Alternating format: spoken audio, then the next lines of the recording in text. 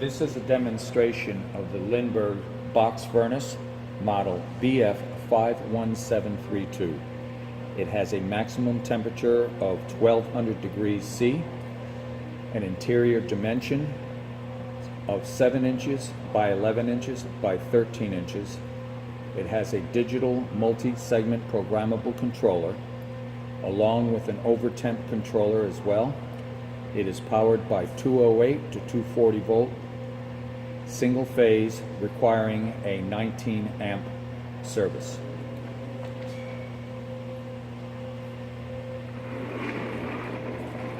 First we'll open it up. This oven is surprisingly very clean, very simple to operate, and we'll run through a couple of the features of the controller.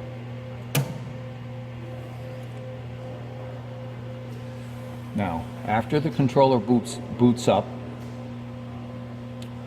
we'll show you a few things. You can change the mode. It runs in both a manual mode and an automatic mode as well. For example, when it blinks changing, you could change the mode to automatic. Notice the light is changed. This will allow you to run different programs. There are a total of 8 different programs that you can set up in the system.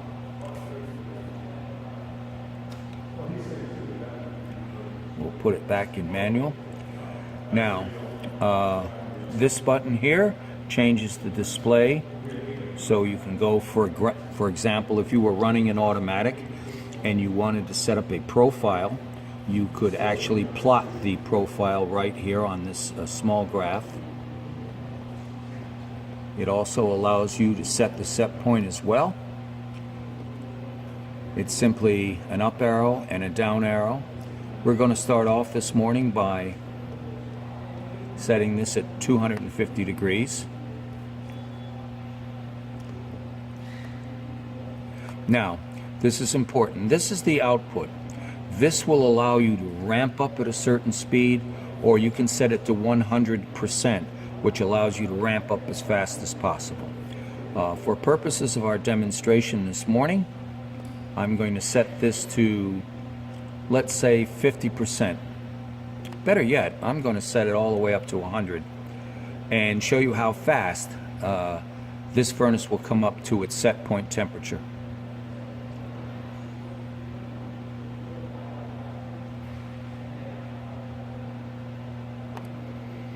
Now, so right now we're set up, our set point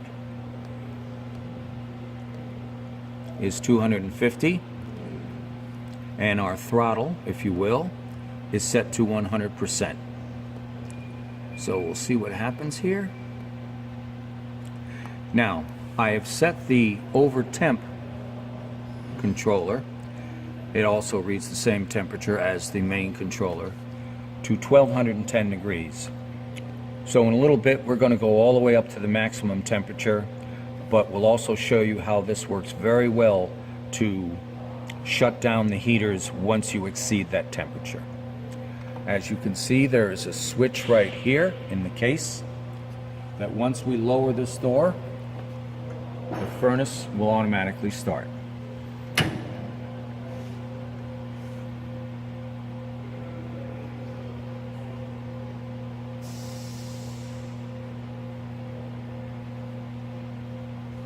As you can see, it's already heating up. So we'll give it a few minutes and then we'll check it at 250, and then we'll double that up to 500 and we'll work our way up to the maximum temperature. Okay, we're up to 250 degrees now. Now, I'm resetting this so that our new set point is half the range, which is 600 degrees. And I've dropped our output down to 50%. That means it's fairly linear, so that means it's now going to progress up to the next temperature at about half the speed that it was operating before. Even if you look at the digits changing, you'll see that it's just not flying by like before. This is very good when your workpiece is crucial to high temperature changes in a short period of time. So now we're just going to let that float for a little bit, and we'll come back when it's up to 600 degrees. For it to come up to 600 degrees, let me just point out two things. On the top here, there is a damper that you can open up.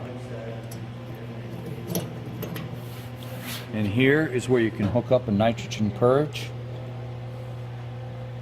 Let's go back around the front and see how we're doing. Okay, we're just about to 600. As you can see, it is slowly creeping into place. That's because, again, we have our output throttle turned down to half, if you will, half the speed that we were at.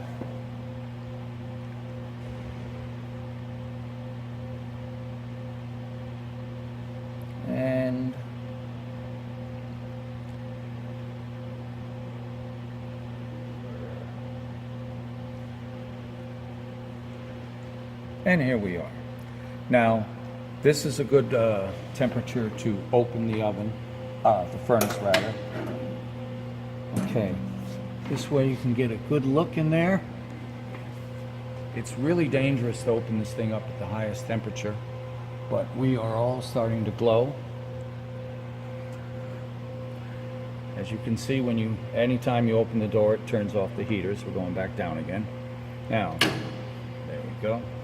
Now I'm going to set this for the maximum temperature of 1200 degrees.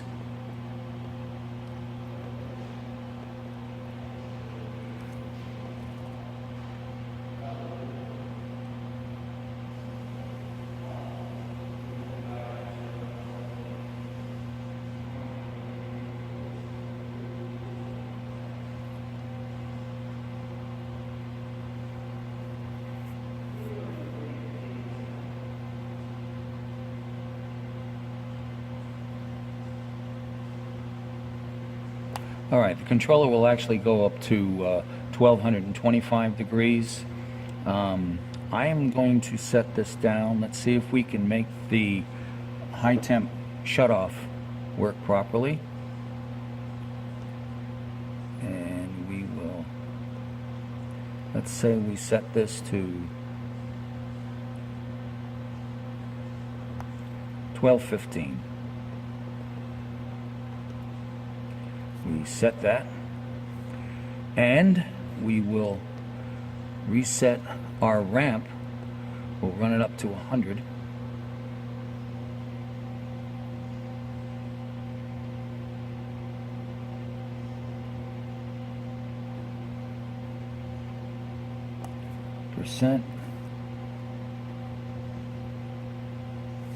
And we're on our way up to the maximum.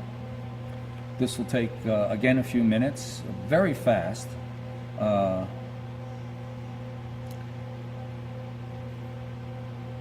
as you can see, it is back to its full speed again, ramping up as fast as it can. And we'll give it a few minutes and we'll check out the maximum temperature. Okay, while we're on our way up, this should be a decent temperature to show you the heating elements. I'm just going to open the door real quick. Ooh. And as you can see, top and all the way around, all the heating elements are pretty well lit up.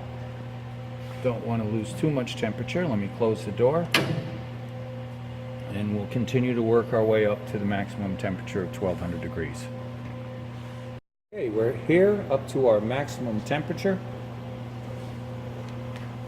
Now, I purposely had set this set point, if I remember correctly, for 1215, just to keep it going a little bit more so we can watch our high temp cutoff pretty soon.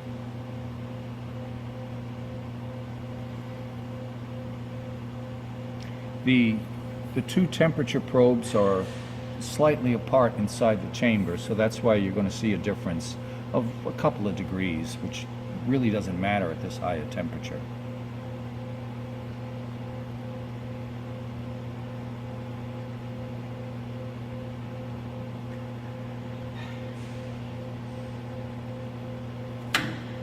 And there we go, boom. It knew at 1210 degrees to shut off the heaters. And we're on our way back down again.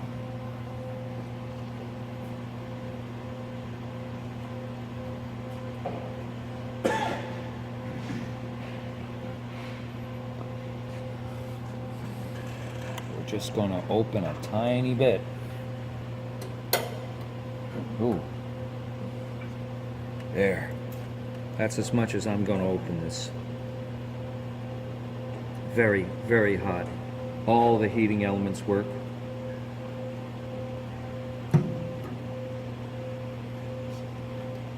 So it's fairly easy to operate. Again, you can set up your programs so you can ramp into a spot and then you can hold or soak at that temperature for a while.